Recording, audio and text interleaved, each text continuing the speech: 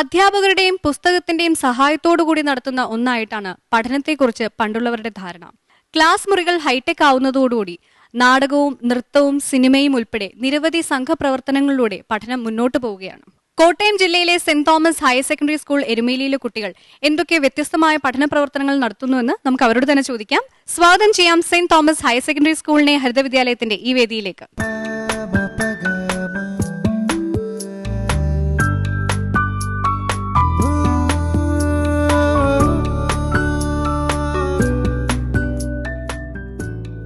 ഇനി saint Thomas higher secondary സ്കൂളിന്റെ ആമുഖ ദൃശ്യങ്ങളിലേക്ക്. മതമൈത്രിയുടെ സംഗമഭൂമിയാണ് എരുമേലി. ആ പുണ്യഭൂമിയിലെ പ്രശസ്തമായ വിദ്യാലയമാണ് സെന്റ് തോമസ് HSS എരുമേലി. 1979 ഈ സ്കൂൾ സ്ഥാപിതമായത്.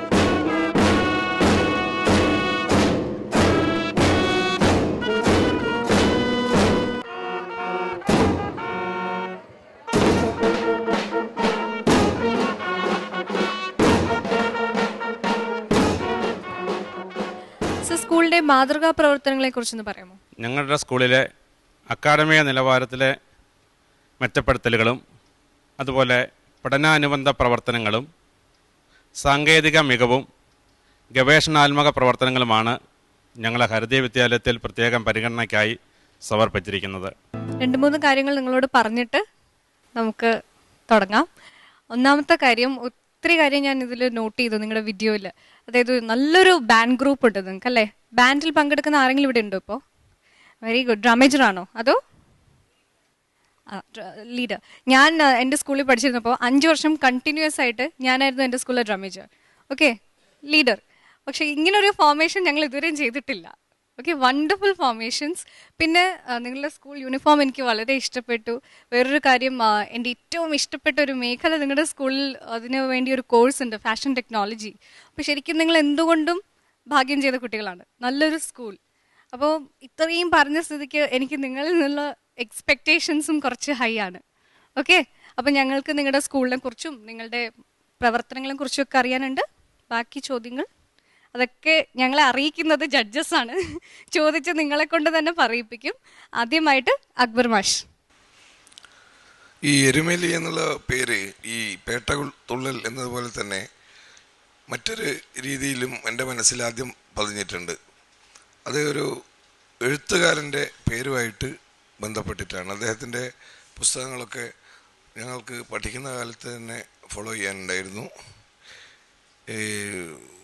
അൽഫോൻസ തോമസ് ആരാണ് ആ എഴുത്തുകാരൻ? ശ്രീ എരുമേലി പരമേശ്വരൻ പിള്ള. അദ്ദേഹത്തിൻ്റെ കൃതികൾ ഏതൊക്കെയാണെന്ന് അറിയാമോ? ഒരെണ്ണം ഞാൻ വായിച്ചിട്ടുണ്ട്, പെണ്ണെന്നാണ് അതിൻ്റെ പേര്. നോവലാണ്. ഞങ്ങളുടെ സ്കൂളിലെ പൂർവ്വ വിദ്യാർത്ഥിയായിരുന്നു അദ്ദേഹം. പിന്നെ ഹെഡ് മാസ്റ്റർ ഇവിടെ പറഞ്ഞു ഈ ക്ലാസ് റൂമൊക്കെ എന്താണ് വളരെ നല്ല നിലയിൽ സജ്ജമാക്കിയിട്ടുള്ളതാണ് എന്ന്.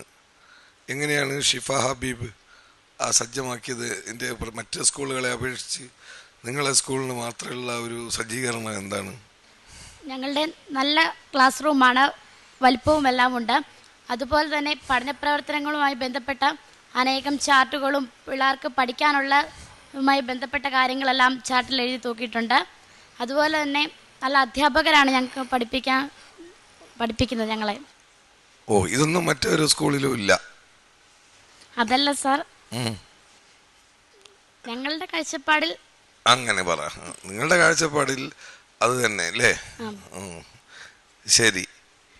ഈ ഓരോ ക്ലാസ്സിനും എല്ലാ വിഷയങ്ങൾക്കും കയ്യെഴുത്ത് മാസിക എന്ന് എഴുതി കണ്ടു. അത് എങ്ങനെയാണ് അമീന അക്ബർ? എല്ലാ വിഷയങ്ങൾക്കും കയ്യെഴുത്ത് മാസിക ഇല്ല. ഓരോ ക്ലാസ്സിലും കയ്യെഴുത്ത് മാസിക തയ്യാറാക്കാറുണ്ട്. ജൈവ വൈവിധ്യത്തെ സംബന്ധിച്ച് ഞങ്ങൾ ഒരു കയ്യെഴുത്ത് മാസിക തയ്യാറാക്കി. ബയോസ്പെക്ട്രം എന്നാണ് അതിന്റെ പേര്. അതിൽ ജൈവ വൈവിധ്യത്തെ സംബന്ധിച്ച് കവിതകളും പിന്നെ ലേഖനങ്ങളും പിക്ചറുകളും ഒക്കെ ഒത്തിരി ഉണ്ട്. അമീന പിന്നെ കവിതയൊക്കെ എഴുതാറുണ്ടോ? ഞാൻ കവിത എഴുതാറില്ല. എന്താ എഴുതാറുള്ളത്? എനിക്ക് കവിത എഴുതാൻ അറിയില്ല, മാപ്പിളപ്പാട്ടൊക്കെ പാടും. പാടുവോ? എന്നാ ഞങ്ങള് മാപ്പിളപ്പാട്ട് കേൾക്കട്ടെ.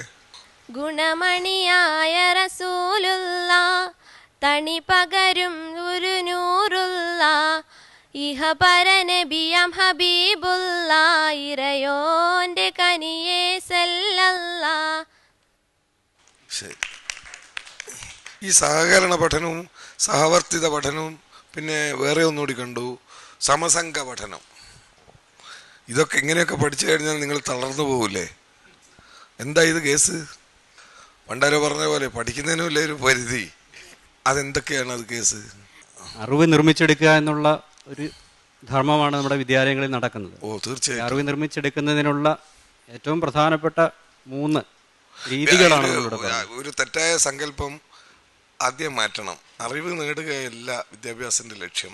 അറിവ് ഉൾപ്പെടെ പല കാര്യങ്ങളുണ്ട്. കുട്ടികളുടെ ബഹുമുഖമായ വികാസമാണ്. അതിനു വേണ്ടിയിട്ടാണ് നമ്മൾ ഈ പാഠ്യപരിഷ്കരണ പദ്ധതിയൊക്കെ പരിഷ്കരിച്ച് അറിവ് നിർമ്മിച്ചെടുക്കുന്നതിന് വേണ്ടി നടത്തുന്ന 3 രീതികളാണ് നമ്മളിവിടെ പറഞ്ഞത്. കഴിഞ്ഞ 2 കൊല്ലത്തിനിടയിൽ സ്കൂളിൽ നടപ്പിലാക്കിയ ഗവേഷണ സ്വഭാവമുള്ള നൂതന പഠന ബോധന പ്രവർത്തനങ്ങളുടെ വിശദാംശങ്ങൾ എഴുതാൻ പറയുമ്പോൾ അധ്യാപകർ വ്യക്തിഗതമായി നടപ്പിലാക്കിയതായിട്ട് 20 എണ്ണമാണ് കാണുന്നത്. ഇത് ശരിക്കും ഗവേഷണ പ്രവർത്തനങ്ങളാണോ അതോ പഠന പ്രവർത്തനങ്ങളാണോ?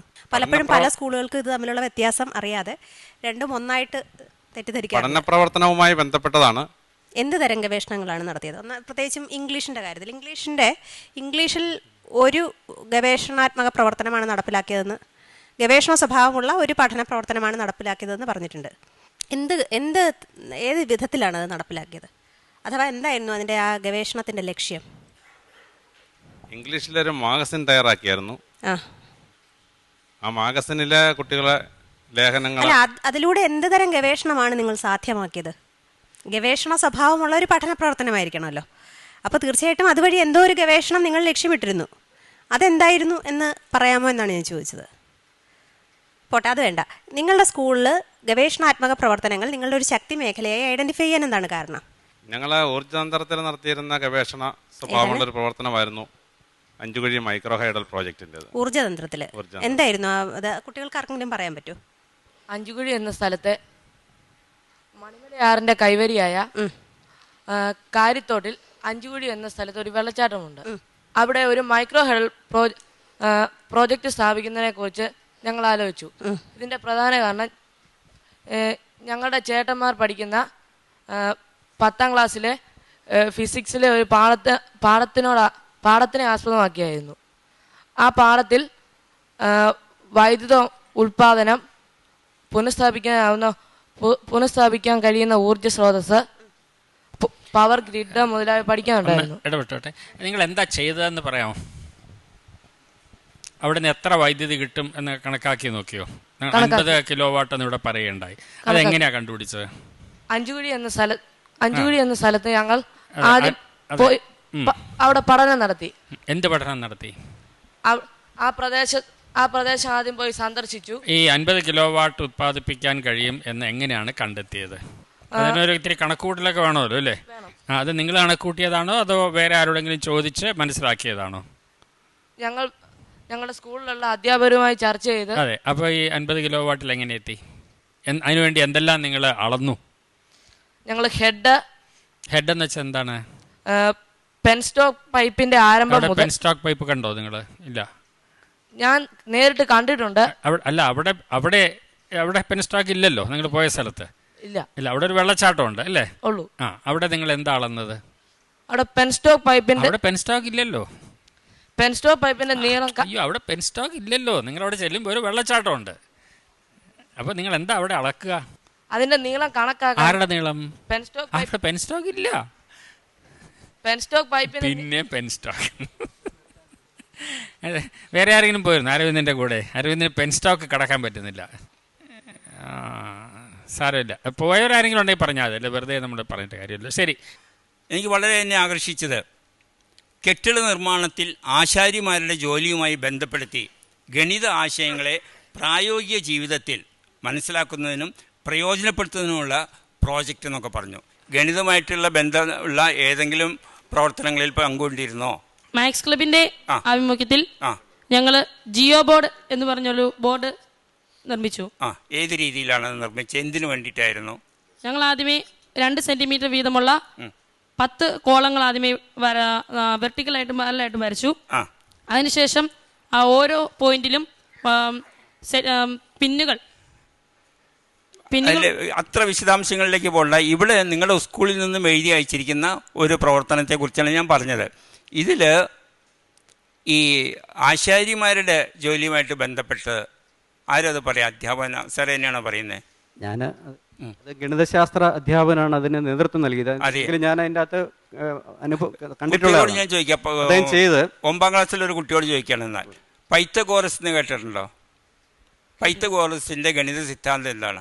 Altitude square is equal to base square minus altitude square is equal to base square plus hypotenuse. ധൃതി പിടിക്കേണ്ട, ആലോചിച്ച് മതി. ഇംഗ്ലീഷിലോ മലയാളത്തിലോ ഒക്കെ അത് അതെ. മോള് പഠിച്ചതാ ഇംഗ്ലീഷിലോ മലയാളത്തിലോ? ചിലപ്പോൾ ഇപ്പം കിട്ടാത്തതാണ്. സാരമില്ല, അതൊക്കെ നിങ്ങൾ പ്രൊഫൈലിൽ കണ്ടതാണ്. ഒരു പാർലമെൻറ്റ്, ഒരു മോഡൽ പാർലമെൻറ്റ് ഇങ്ങനെ നടത്തുന്നുണ്ടായിരുന്നു. ഇത് ഏതെങ്കിലും പ്രത്യേക ഒക്കേഷനിലാണോ അത് നടക്കുന്നത്, അതോ പൊതുവായിട്ട് ഇടയ്ക്കൊക്കെ എങ്ങനെയാണത്? സാമൂഹ്യശാസ്ത്ര ക്ലബിൻ്റെ ആഭിമുഖ്യത്തിലാണ് യൂത്ത് പാർലമെൻറ്റ് നടത്തപ്പെടുന്നത്. അപ്പോൾ പുതിയ തലമുറയ്ക്ക് ജനാധിപത്യത്തിനെ കുറിച്ചൊക്കെയുള്ള ഒരു വിരക്തി ഒഴിവാക്കാൻ വേണ്ടിയാണ് യൂത്ത് പാർലമെൻറ്റ് സംഘടിപ്പിക്കുന്നത്. നല്ല രസകരമായൊരു അനുഭവമാണ് അതല്ലേ? അതെ. എല്ലാ ക്ലാസ്സിലെയും കുട്ടികൾ അതിൽ പങ്കെടുക്കുന്നുണ്ടോ? എല്ലാ ക്ലാസ്സിലെയും കുട്ടികളില്ല, ചില ക്ലാസ്സിലെ വിദ്യാർത്ഥികൾ മാത്രമേ ഉള്ളൂ. ഒരു ക്ലാസ്സിൽ തന്നെ 2-3 പേര് ഉണ്ട്. 2-3 പേരെ പ്രതിനിധികളായിട്ട് കൊണ്ടുവന്നിട്ട്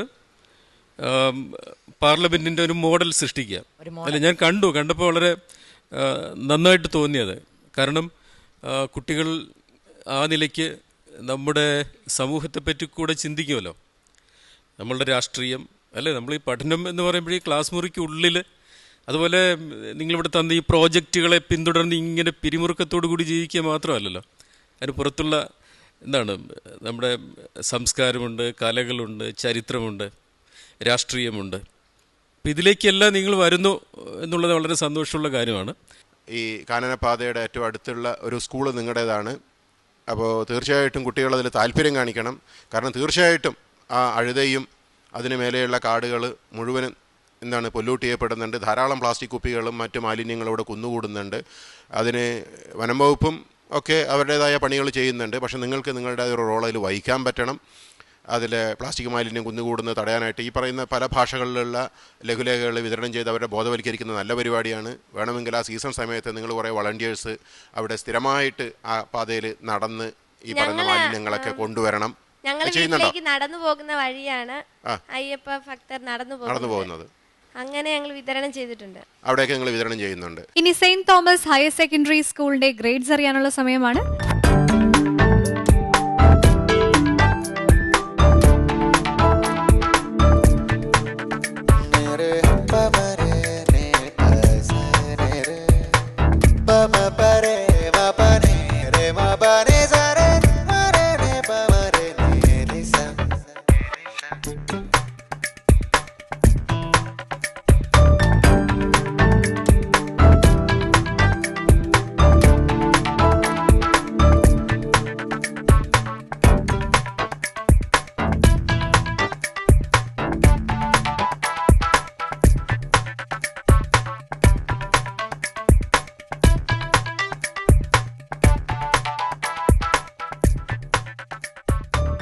സെയിന്റ് തോമസ് ഹയർ സെക്കൻഡറി സ്കൂളിന് ജഡ്ജസ് നൽകിയിരിക്കുന്ന സ്കോർ 80.6 out of 100.